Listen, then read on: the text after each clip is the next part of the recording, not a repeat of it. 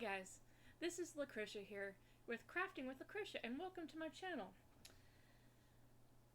This is a rough video to film because I'm going to be telling you a bit about my story and a bit about my mental health issues, being as it's Mental Health Awareness Month, and I'm doing this butterfly for the mental health cause and for the Just Breathe diamond painting deal that I'm following along with and trying to do.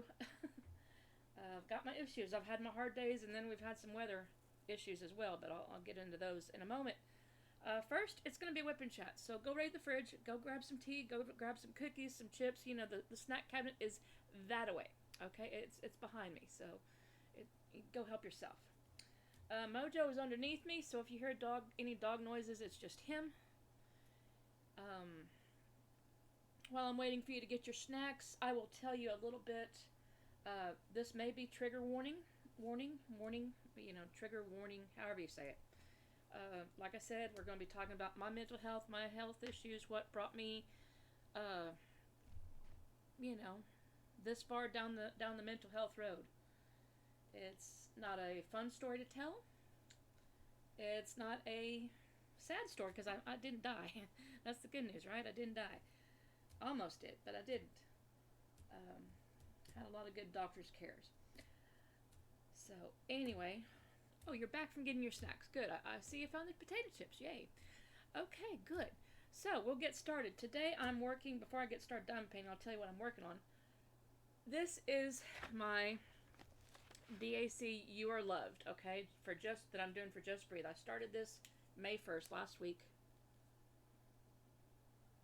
There we go. This is the one I'm working on. I'm down here at the bottom, right about there where those flowers are. Right in there. That's where I'm working on. Okay.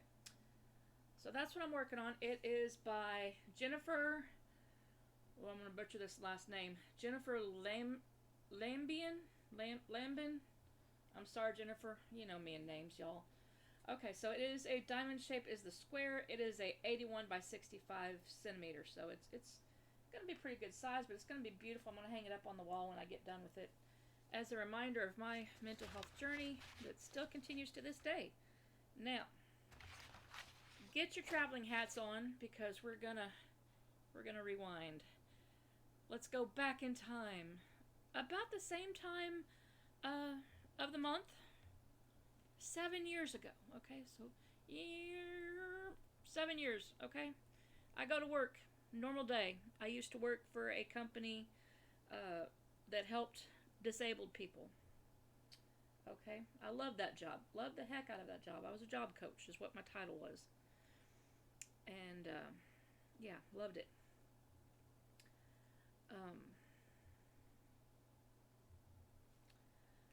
So anyway, I went to work. Had a work crew, and yeah, this one's kind of hard, y'all. Went to work, had an earache. I woke up with a headache, and as the day progressed, the earache became worse. The headache became worse, and I actually had to leave early for work. My coworker was kind of worried about me, and she was like, hey, it's okay. I got the crew.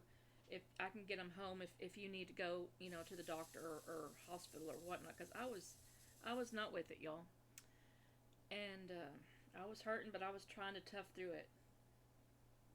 And so anyway, I thought about it, and I was like, well, I can't. I tried calling the doctor. Of course, you can't ever get in when you need in, right? So anyway, long story short, I went to the urgent care clinic back when we still had one in this little hick town. Went to the urgent care clinic. They diagnosed me as having a earache, okay? Mental note, it was not an earache.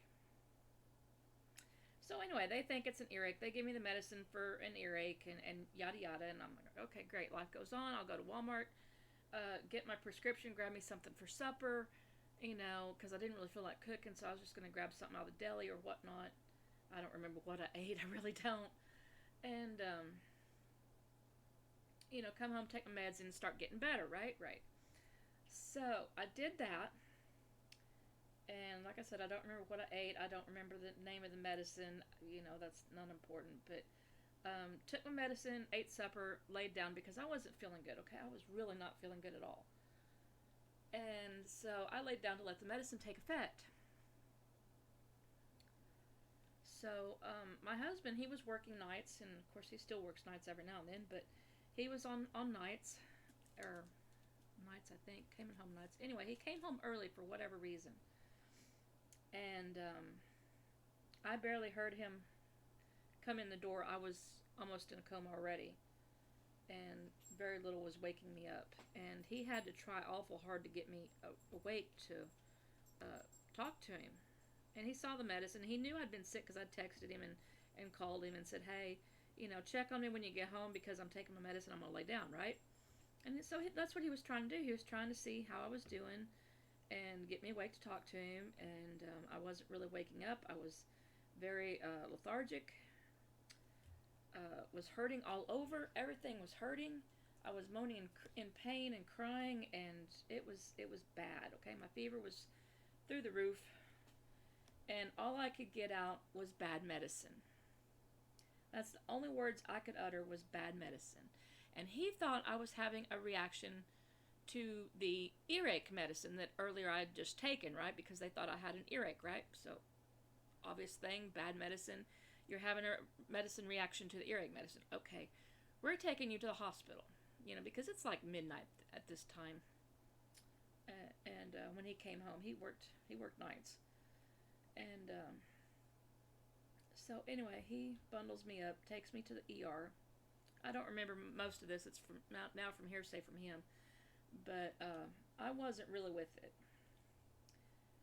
And I was by this time I was puking up, throwing up, very, very violently, throwing up, and I was almost, I couldn't stand up for X-rays. I fell down. My body was starting to shut down. Literally, it really was starting to shut down. I couldn't feel my legs. I couldn't feel my arms. I couldn't feel anything. It didn't seem like anyone. Every time I tried to talk and tried to tell them what was going on, they wouldn't listen. And they're like, "Oh no, we'll just do these tests." I'm like, "No, my body is shutting down. I could actually feel my body shutting down." That's not a good feeling, by the way. And so anyway, long story short, they did some blood tests, and they're like, "Okay, well, this is like, keep in mind, this is a little rinky-dink hospital, okay? They cannot handle much over a broken bone, much less an earache that's not an earache." Okay, so they transfer me to the big city hospital, and they get some lab results, and they're indicating some other kind of infection. It wasn't meningitis at that point in time because I hadn't had the spinal tap. And they're like, "We need to get her to the big city, to the big hospital where they can really help her because, she's beyond our help or our capabilities. Little rinky-dink hospital, okay?" But that's what we had. So that's what Quincy took me to. So that it is what it is. But they transferred me to the big hospital. Of course, Quincy followed the ambulance. They wanted to do a chopper, but it was bad weather that night, so they couldn't do the chopper. Thank goodness. That would have scared me half to death. Not like I would have known it was happening, but I don't remember the ambulance ride either. But, Quincy said they were kind of crazy with the ambulance. I'm like, yeah, could have been worse. Could have been that chopper they were talking about. I could hear things. And I'm like, please, God, don't let me go on a chopper. I don't want to go on a chopper. And they for some reason, the chopper wasn't available or whatnot due to bad weather. Thank goodness. But anyway, they got me up to the hospital, to the main city, big city hospital. And I'll just tell you, it was in Springfield, Missouri. I live in a little hicktown hospital, or rural area. So, yeah. It's about an hour drive to the hospital, right? Well, not with the ambulance, lights and sirens. I don't know how long it took them, but anyway, I was pretty much out of it. They were not expecting me to make the ride because of the high fever. They were not expecting me to make the ride to Springfield. They thought I was going to die on the way to Springfield. But anyway, got up there. They did a spinal tap. They're thinking, okay, let's rule out meningitis because that's what it's now presenting as, which is that's what it was. But there is like several kinds of meningitis. You have your fungal, you have your viral, you have your bacterial, and there's another couple now that they've decided. I had the bacterial, which is the worst of the worst. It can kill you within 24 hours, and it almost did. So they got me onto the medicine that I needed. Of course, unfortunately, by the time they got me the medicine, I was already in a coma. My body was shutting down. It was shutting down quick. They had IVs going all through me. And that's about all I remember after that. The next thing I remember, I woke up. I was freezing cold. And, of course, this was like about a week later. I had been up there fighting for my life and in a coma for about a week. Okay? No, I don't remember all of it. I remember bits and pieces. I remember my husband coming in. And at one time, and I didn't hear every little bit of it, but I heard the doctor say, prepare for the worst because she's just not going to make it. Her body can't take this much longer. And so they were prepping him for my death, okay? They were telling him, hey, you know, you need to think about making preparations. What do you want us to do with her once she passes? Is there any family that needs contacted? You know, all that stuff that they tell you, right? So anyway, he does that, and he makes plans, he makes arrangements. He knew what, of course, we had talked, you know, before as to our wishes with each other, you know, so he knew where I stood on stuff, and he went with my wishes. And he made arrangements. Thankfully, he didn't have to use them. But he did make the arrangements, and so he knew what to do in case of that happening, which thankfully it didn't. And so anyway, I woke up about a week later, freezing cold because my temperature was still sky high. It was like 105, which is stroke level, which is what I had in, and I was hooked up to all these machines, so they knew I had a stroke. They could see it happening. And they told him, they're like, hey, she's stroking out. She's not going to make it much longer. Her body's given up. You know, everything about me had shut down except for, I think, my kidneys and my heart. That was it. If those two other items had shut down, I would have been in trouble. I was starting to have seizures. It was not pretty. So I woke up about a week later, week, 10 days, something like that. You know, Quincy came up there every day. I didn't, of course, know. You know, I couldn't respond. I was in the coma. So I couldn't respond. Sometimes I could hear him. I heard him say a couple times, you got to fight. And we are very religious, not super religious, but we believe in God, okay? I'm not going to deny that because he kept telling me this one verse that really got me through it. And it's in Philippians 3:14 that, sorry guys, this is getting emotional for me. I will go, hang on a second. That I can do, it's the one that says I can do all things through Christ who strengthens me. And I knew right then I was in trouble. And I've always liked that verse, but this one, it really hit home. So anyway, he kept coming in and he'd recite that verse to me. He's like, you can do all things through Christ who strengthens you. And I guess part of me heard that because part of me started fighting back. And I woke up. I didn't know where I was. And I didn't know him when he walked into the room the next morning or the next day, whenever they had called him and said, hey, she's waking up. The fever's going down. She's coming to. I didn't know him. I didn't know I was married. I didn't know who I was. They had my name. They had my details. But I didn't remember.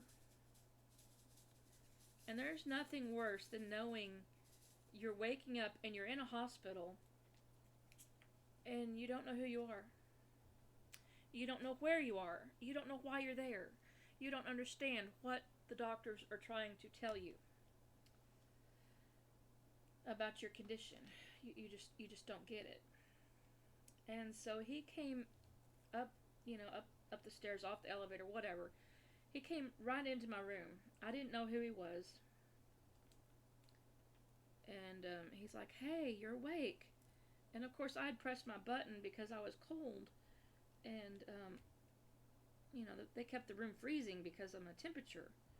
And so I hit my call button and asked for a blanket. And all I could get out was blanket. Cold. And they came rushing in the room. The nurse was like, "I'll get the doctor." And of course they come in and they're like, "We can't give you a blanket because we're trying to get your temperature down." I'm like, why do I have a temperature? Just give me meds. And they're like, "It's not working." And I'm like, okay. And my brain was not focusing on this, okay? It had just woken up. It was not focusing. And so the doctor came in and he was like, "Hey, do you know where you are?" And I was like, hospital? I thought I was back in Arkansas, y'all.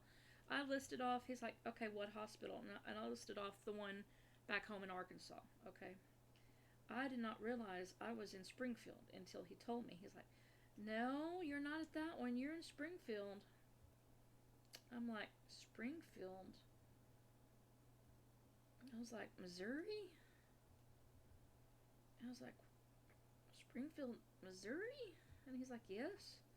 I was like, and I was just, I didn't understand what I was asking. I was like, I was just thinking, how the heck did I get there? And I guess I mentioned it to him, and he's like, "An ambulance, I think." And I was like, "No, I mean, why? How?" I was trying to figure it. My brain was trying to work, and it wasn't working. He was asking me who the president was and what date it was, and I was off by about 2 weeks. And it was, Quincy came bounding in the room, and he was like, "Hey, do you know this man?" I was like, "No."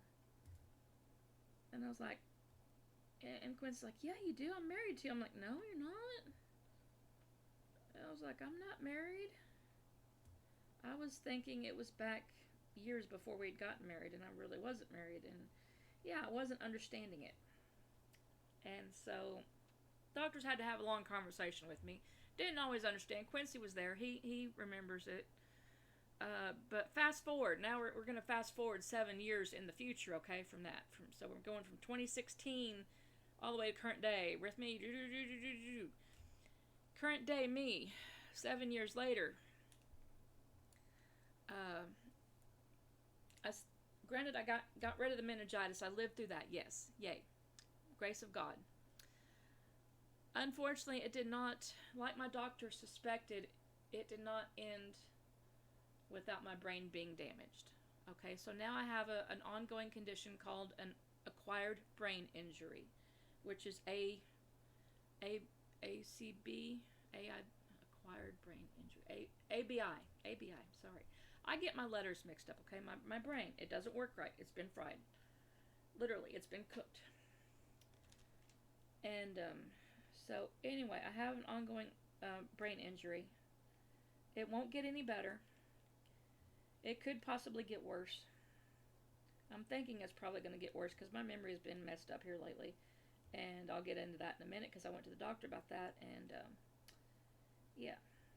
So anyway, now after the meningitis, 7 years later, I still can't work. I'm on full-time disability, permanent disability. I have the little blue taggy in my car, which I just got the renewal form from a couple days ago at the doctor's office. Obviously, I just mentioned the doctor's office. I still am under doctor's care. Like I said, there's nothing that can really be done for me.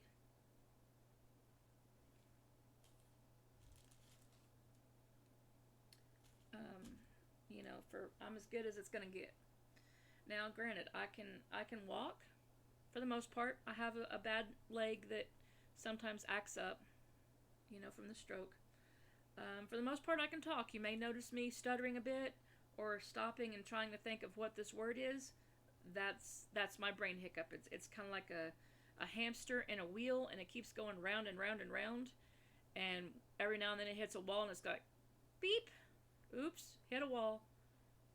How do I get going again? And it kind of chugged and tries to redirect. So that's just my brain issue. Okay, that's just me.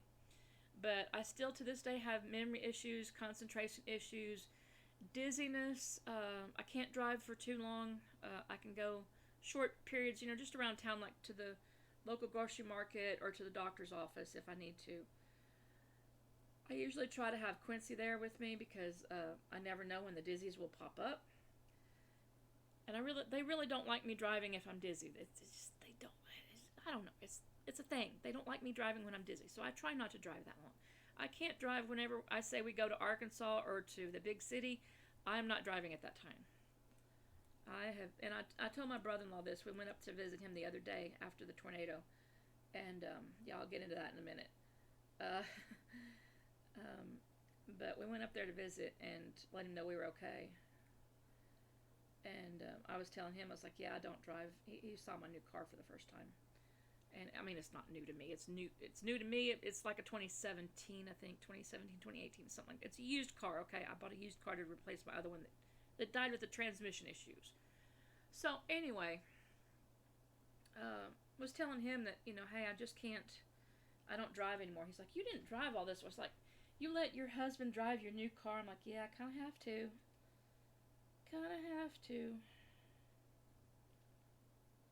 Because of the dizzy issues. And he's like, oh, that's not good. I'm like, yeah, it's not. It's really not. I don't like it. So on a bad dizzy day, I don't usually do anything but lay on the couch. I have good days and bad days. And if I'm having a bad dizzy day, I stay on the couch.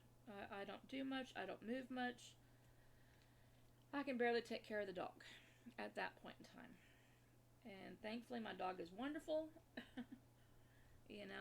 I need to train him as my service dog because he knows exactly what to do. He's a really good dog. But yeah, I have my life issues. So yeah, I've been on disability for like 6 years. 6 years now. Do the math, 2016. It took me about 6 months to get my disability, so. And I had all the doctors, records behind me, so it only took 6 months. But I had multiple doctors saying, yeah, she'll never work again. She'll never, they actually wanted to put me in long-term care and like a nursing home type environment, assisted living type environment. And I'm like, no. Thankfully, Quincy's like, no, she's going to come home. She'll be fine. Now, granted, I did have to have rehab. I had forgotten how to walk, and I had to have about, I don't know, a couple months of rehab to figure that out. But I was able to come back home, and I had rehab. I had home health coming to check on me for, I don't know, there for a while. I don't remember how long they kept coming. And eventually I got to where I could be left, for short term on my, and I had some friends there that came in and helped Quincy. I've since lost touch with them, but yeah, we had people coming in and taking care of me, okay? But now I don't. I'm on my own. I'm on my own here at the house. Quincy's at work right now. And he works crazy hours. They keep messing up his schedule, and he's told his boss, and he doesn't like leaving me for more than 10 hours. And we're always in constant communication. I have my phone here. I can text him if I'm having a bad day, how my day is going, and he'll look at it in breaks and kind of be able to tell, hey, I'm okay. At least I'm okay. At least I was alive and functioning at this point in time. And I know he feels bad for working all these hours, but we need the money to pay bills. Disability, y'all, it doesn't go that far. It really doesn't go that far. But anyway, that's my story. I've been left with anxiety, depression. I have dizzy spells still. I have memory issues. I have concentration issues.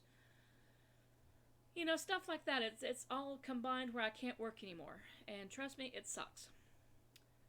Okay, now on to happier news. That's how I came to be my mental health. And I was not I was not born mental health. I mean, I know there's a lot of mental issues out there, and some people are born with stuff. I get that.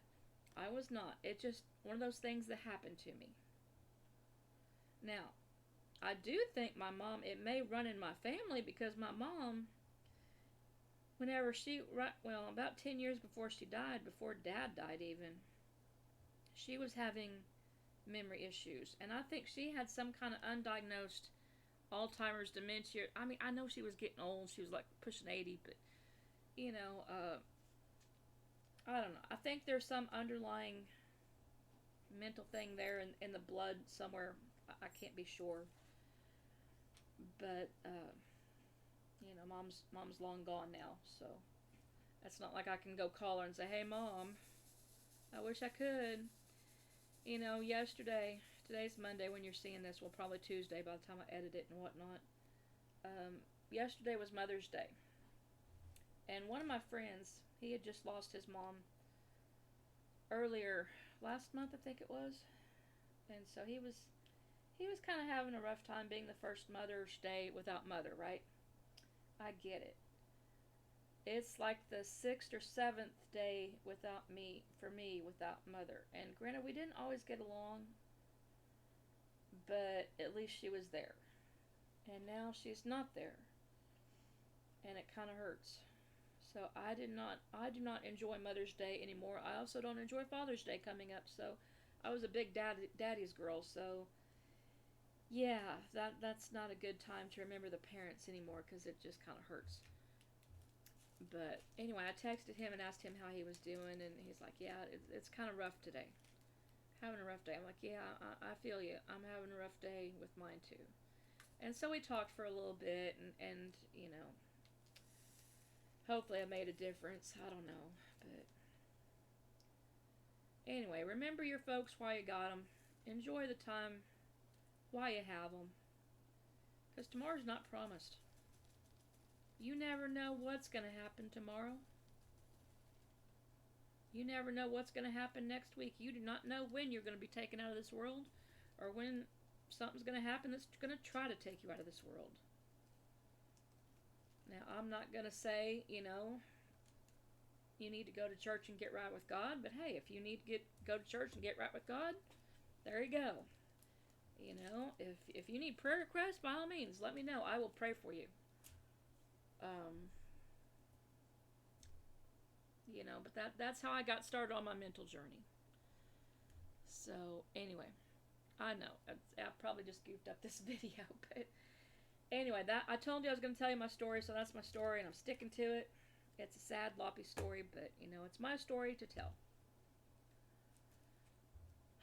So on to new topics. Let's get on off this topic. We'll go on to something else. Let's talk to you about the tornadoes, okay? Because that was kind of scary.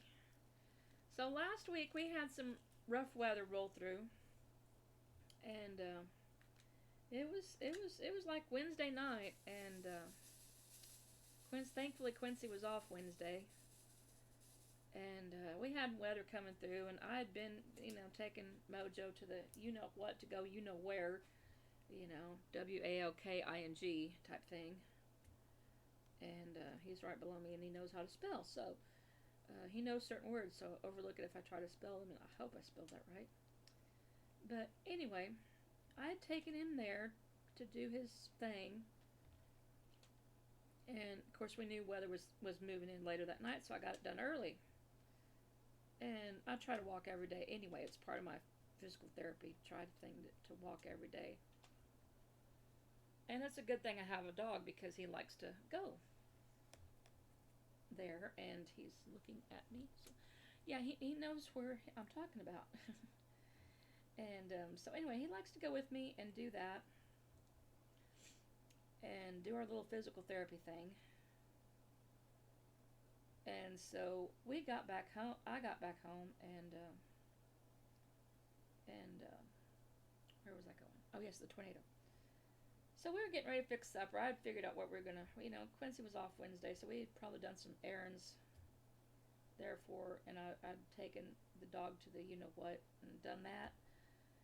And we were getting ready to have supper, and storms were rolling in, and sirens kept going off. The alerts that we were under, at first it was a thunderstorm warning, and then it was a tornado watch, and then it was a tornado warning, and we're like, okay, now keep in mind, we live in Missouri, okay, which is pretty much close to the tornado alley. Our section is, anyway. It can be scary, and this one was no joke. They had this one coming in from a little city about 30 minutes away, and it was jumping all over the place.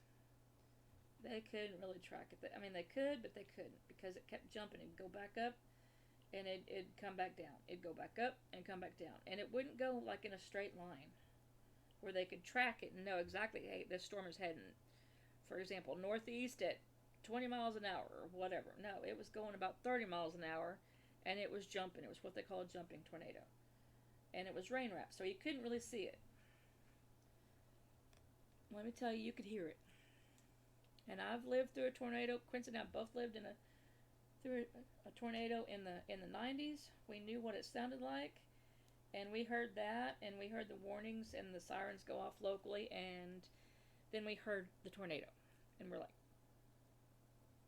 bye, honey. It's been nice knowing you. You know, because we don't have a tornado shelter. We don't have an inner space that's really super safe. We don't have a room that's out of windows, so we just kind of hunkered down in the hallway and grabbed the dog and was hugging on the dog, and I was like, please don't take the house. Please don't take the house, you know. And we heard it. It was about a mile away. You may notice on YouTube that some of these, if you watch Tornado Twister movies or whatnot, that there's some towns of like Aurora and Monette. I'm in one of those towns. I'm not going to say which one, but yeah. I'm in one of those towns, and it came within a mile of me and hit the city park. So you can pretty much figure out, what city I'm in from that. And it was very scary. We heard the tornado. We were listening to the weather people, and they were kind of telling us where it's going to hit and what it's going to hit. And then all the Facebook started hitting with we both had our phones, and Facebook started hitting with all the damage reports. And it was bad. McDonald's took a hit. The park took a hit. A couple other businesses along the main highway lost signs. There was some structural damage to the Walmart and some other businesses down on that way. Then it jumped the street or highway or whatnot and went on to the next city and went on a side road, country road, and done some damage, destroyed some barns and cows and whatnot. I don't think anyone actually died from it, which is good. Because the way it was traveling and the way that they couldn't tell where it was going and exactly when it was going to hit, you didn't know. So it was very chaotic, and so very, very stressful. Very stressful. And so we went to Arkansas the next day and let the guys, his brothers, know that we were okay, because they were calling and texting us, and they're like, hey, we're coming down here. No, don't come down. We're good. We're good. And we're like, well, we need to go run some errands up there. Anyway, we wanted to go to the Tyson store and get some stocked up on some chicken. And the doctor told me to watch my diet again. And I told him, I was like, I've been watching my diet. And I really do. I do eat healthy. So, anyway, we went up there to Arkansas to let them know we were okay, and we are. We did not have any damage. We had some down limbs, but that was it. We didn't have any down trees. We didn't have any structure damage,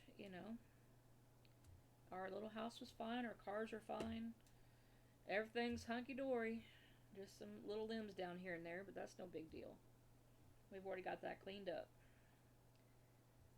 So yeah, that's what's been going on here in my little town. Farmers markets have opened. I've been enjoying going to the farmers markets and getting fresh produce. Oh, let me tell you, I went on the first day, which was like a couple weeks ago, right? This next one will be it's on every Saturday. I think it's like had two so far. That first one I went to, I kid you not, I had radishes that were this big or bigger. I mean, they were honking. I kid you not, they were delicious. I done ate them all, but they were delicious, and they were big, some big radishes, really really big radishes. But they were good. We had them with salads. I had my first garden salad from the farmer's market, so yay. That tasted so good. There's nothing better than a homegrown tomato. Yeah. I need to go back tomorrow, come to think of it. Or Friday, or Saturday. Yeah, Saturday. And go back to the market.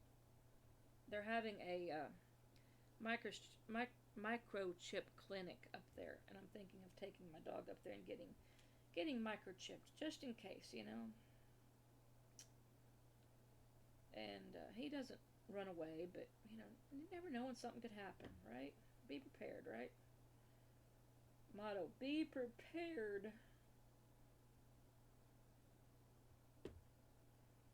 So that's what I'm probably going to be doing this weekend. What are you guys going to be doing? Is there any festivals going on in your neck of the town? Stuff going on that you want to tell me about? Leave me a note down below. Especially if you're here in Missouri and you know stuff going on. Let me know. Oh, is there any more L's? No more L's. Okay, yay. But anyway, that's what's been going on. Still been going to book clubs. June, can you believe we're already in the middle of May, y'all? June's going to be next month. We have that's kicking off the summer stuff. We have some authors visiting and doing presentations and on the computer. I don't know how you actually do it. Zoom or Spotify calls. I don't know. I don't understand it. It's computers. But there's a way you can, you know, do meetings like you do meetings, and we're going to have authors visit with our book clubs. So that's going to be cool. We're going to have book sales. I really pretty much do audiobooks anymore. But, yeah, that's pretty much what's been going on in my life. What's been going on in yours? Did you have a good Mother's Day? Did you not have a good Mother's Day? What are you working on? Are you working on any events? Let me know down below. And while you're working on there down below, leaving me a little love note, I appreciate it. 175 y'all. Thank you. Quick round of welcomes and welcome to the, you know, to the channel. I appreciate it. I'd like to get up to 500. So like, share, subscribe, you know. Let your friends know about my channel if you like what you like. I know today was kind of a downer, but, you know, most of the time I'm pretty upbeat. But leave me a shout out. Tell me how you're doing. I like to know how my peeps are doing. No one ever makes a comment, so leave me a comment. Tell me how you're doing. Tell me what your favorite dog is. Leave me a dog emoji in the bottom if you made it this far, okay? But as far as that, I'm going to let you go and get back to my working on my picture. I will see you in the next one, okay? Bye, guys.